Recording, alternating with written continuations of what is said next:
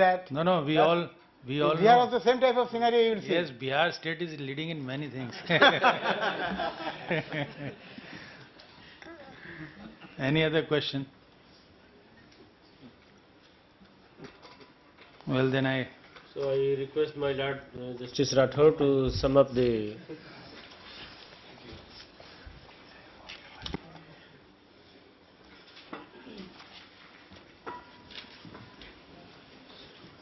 Mr. Gupta, Mr. Jograju, Ms. Sahara, and friends in the audience.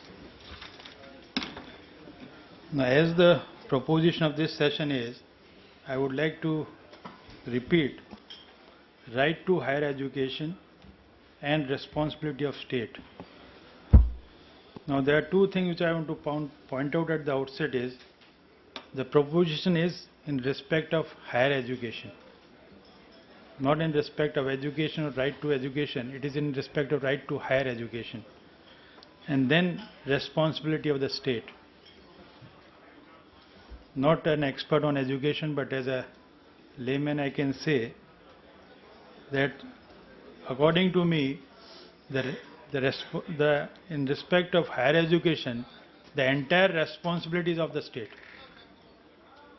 To my mind, in higher education, there are so many things which no other would look after but the state. And I would go to the extent of saying that if you want to have a proper higher education and regulated and proper students getting admission, everything in that respect should be done by the state. As for instance, the state will have to go down and frame a policy first of all, a uniform policy for admission, other things for the students. Secondly, there are so many. Secondly, like you have this finances, then you have infrastructure. Maybe some private corporate sector or someone may come forward, though of course there are not many in India. But suppose if anyone come forward, even then he'll be looking towards the state for things like land, the infrastructure. In higher education, he'll be requiring help of the state for the purposes of, there are so many links which the higher education institution has to develop, maybe within India, maybe abroad. So in all these things, majority of these cases, it is the state who has the full responsibility.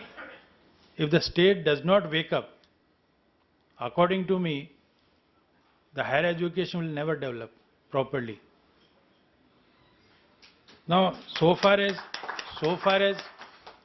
right to higher education is concerned, I don't know, as I again say, as a layman on the subject, to my mind, right to education is very well, and we have now, because education of every child is a must.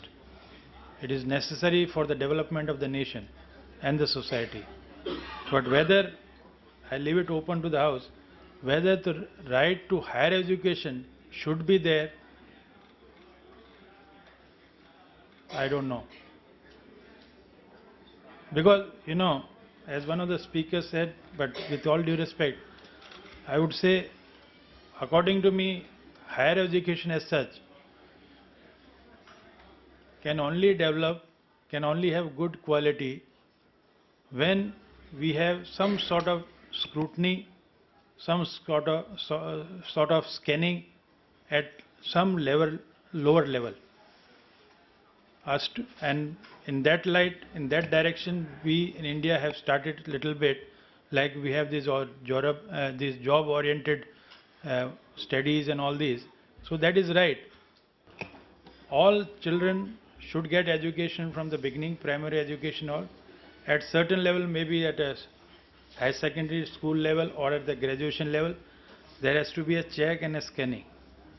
Those who are capable to pursue academic courses, they should be diverted there. Those who are little lower, they should be advised and guided to go for job-oriented courses, so on. So, to me, the higher education should be taken up and guidance and policies should be provided so as to give to those students who really deserve. Why I say propose this is, many a times students who really deserve, who really have the capability of going for higher education, are deprived when others also who don't really deserve it also go in and join and get the admissions. So it is necessary for the quality, necessary for the in the interest of the students, that this higher education should be taken up by those who has the capability and who has the interest. Another thing which I have been always believing, even in my home, a student should never be forced to join anything unless and until he has an interest in that.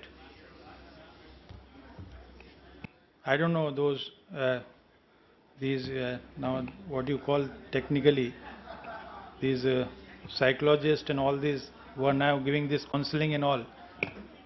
I don't know how far they will agree to me, but I firmly believe that student should be left open to choose his line, choose his profession, because according to me the interest is the prime consideration.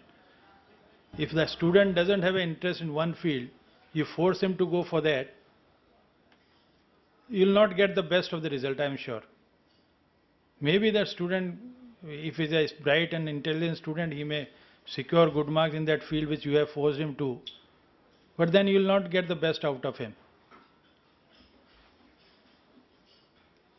Now, we had many suggestions from the speakers in this point of higher education and responsibility of state, and in furtherance to what I said is, this state has the prime responsibility. The state has to formulate policy, and in this light I may remind you, many of you must have read and all. In India, the education policy, we started somewhere in early 50s, had been reconsidered. Initially it was after a couple of years, thereafter they took about every 10 years, and there have been number of commissions.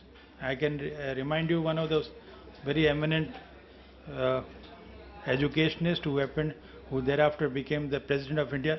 There was a Dr. Radhakrishnan Commission on education policy, and as ma'am was saying about curriculum, I remember these curriculums of NCERT and all other things, and which you have in HRD ministry, they are all coming. If you go back to the history and the background, you will find they all have developed, they have evolved from time to time on the basis of policy of the central government, on the basis of the recommendations made by the various commissions, and so on. So, for the purpose of higher education, responsibility of the state is very important, and it requires prime attention of the state government to formulate policy and look into the matter of higher education, and also provide finances and infrastructure and so on. Now, one important thing was referred by one of the speakers was in respect of the brain drain, and I think he was quite right. If we don't have proper higher education policy, if we don't have any proper opportunity to the person concerned, the student concerned, what will he do? Ultimately, he will be compelled to go out. And this, at least I can say from this platform, that the government should realize that this is not a small thing. A brain drain or something which we can say like those, it is an asset of the nation. As you call, some people term it as intellectual properties, which includes all this relating to the intellect of a person, that requires to be given prime importance. And it is only by the policies and the action of the state government that this brain drain can be prevented. It is not in hand of any institution. No one institution can prevent it. The government has to look into about the, proper higher education. The government has to look into about the future of those students who complete this higher education. Then only this brain drain can be stopped. And as had been pointed out by another speaker, that these educations